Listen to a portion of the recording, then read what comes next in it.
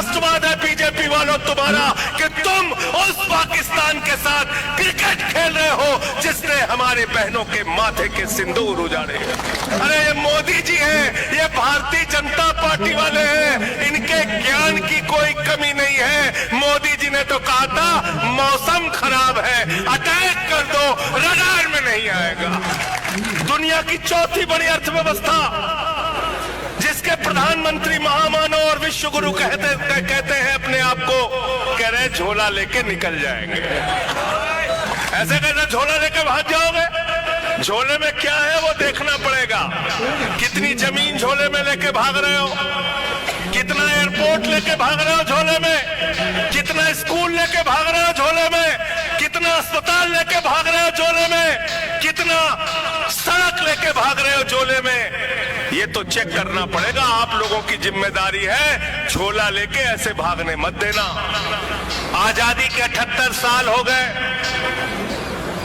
और मोदी जी के 75 साल हो गए। आजादी के 78 साल, मोदी जी के 75 साल और आजादी के 78 साल, मोदी जी के 75 साल के बाद गुजरात के एक बड़े इलाके के लोगों को इसलिए बैठना पड़ रहा है कि हमारे गांव में पानी आ जाता है, फसल बर्बाद आ जाता है, केमिकल का पानी आ जाता है।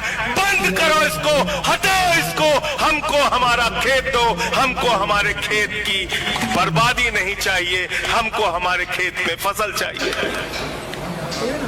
आजादी के 78 साल के बाद आपको इस बात के लिए लड़ना पड़ रहा है। सैटेलाइट से मूंगफली चेक कर रहे हैं। अरे ये मोदी जी हैं, ये भारतीय जनता पार्टी वाले हैं, इनके ज्ञान की कोई कमी नहीं है। मोदी जी ने तो कहा था मौसम खराब है, अटैक कर दो, रडार में नहीं आएगा। मौसम खराब है, अटैक कर दो, रडार में नहीं आएगा। तो मोदी जी की सैटेलाइट में आपकी मूंगफली कैसे आ जाएगी? कैसे आ जाएगी बताओ हमको। साथियों और दोस्तों, आज पूरे गुजरात में और देश में भारतीय जनता पार्टी का एक ही काम है, अपने चंद पूंजीपति दोस्तों को देश का सारा संपत्ति, सारा धन, सारा खेत, सारा कुछ उठा के दे देना। कौन है मोदी जी के दोस्त? बीजेपी के दोस्त कौन है? जोर से बोलिए। रेल किसको दिया? रेल किसको दिया? अरे जोर से बोलो, आवाज नहीं आ रही। अडानी। सेल किसको दिया?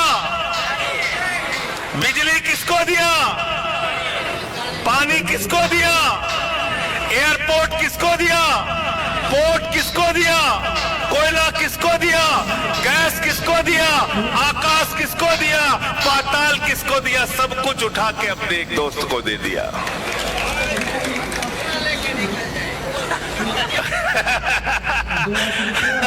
और सब कुछ देने के बाद कह रहे हैं झोला लेके निकल जाएंगे।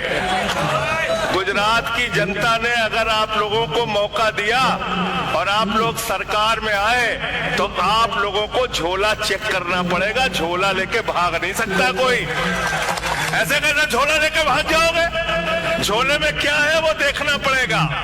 कितनी जमीन झोले में लेके भाग रहे हो, कितना एयरपोर्ट लेके भाग रहे हो झोले में, कितना स्कूल लेके भाग रहे हो झोले में, कितना अस्पताल लेके भाग रहे हो झोले में, कितना सड़क लेके भाग रहे हो झोले में। ये तो चेक करना पड़ेगा। आप लोगों की जिम्मेदारी है झोला लेके ऐसे भागने मत देना।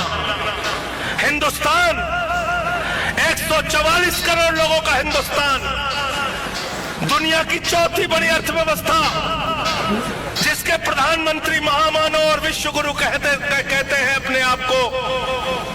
भारतीय जनता पार्टी दुनिया की सबसे बड़ी पार्टी कहती है अपने आप को। पहलगाम में 26 लोग हमारे मारे गए, निर्दोष नागरिक मारे गए। पहलगाम की घटना के बाद ऑपरेशन सिंदूर में हमारे सेना के जवान मारे गए। हमारे गुजरात के भी 3 लोग मारे गए। हमारी बहनों के माथे के सिंदूर उजड़ गए। कैसा राष्ट्रवाद है बीजेपी वालों तुम्हारा कि तुम उस पाकिस्तान के साथ क्रिकेट खेल रहे हो जिसने हमारे बहनों के माथे के सिंदूर उजाड़े। क्रिकेट खेल रहे हो इसलिए कि गृह मंत्री का बेटा आईसीसी का चेयरमैन है। आपके लड़के को नौकरी नहीं मिलती, सिपाही की नौकरी मांगने जाता है लाठी पड़ती है, चपरासी की नौकरी मांगने जाता है लाठी पड़ती है, लेखपाल की नौकरी मांगने जाता है लाठी पड़ती है, दरोगा की नौकरी मांगने जाता है लाठी पड़ती है। लेकिन देश के गृह मंत्री का बेटा जिसको बल्ला पकड़ना नहीं आता वो आईसीसी का चेयरमैन बना है। फैसला आपको करना है।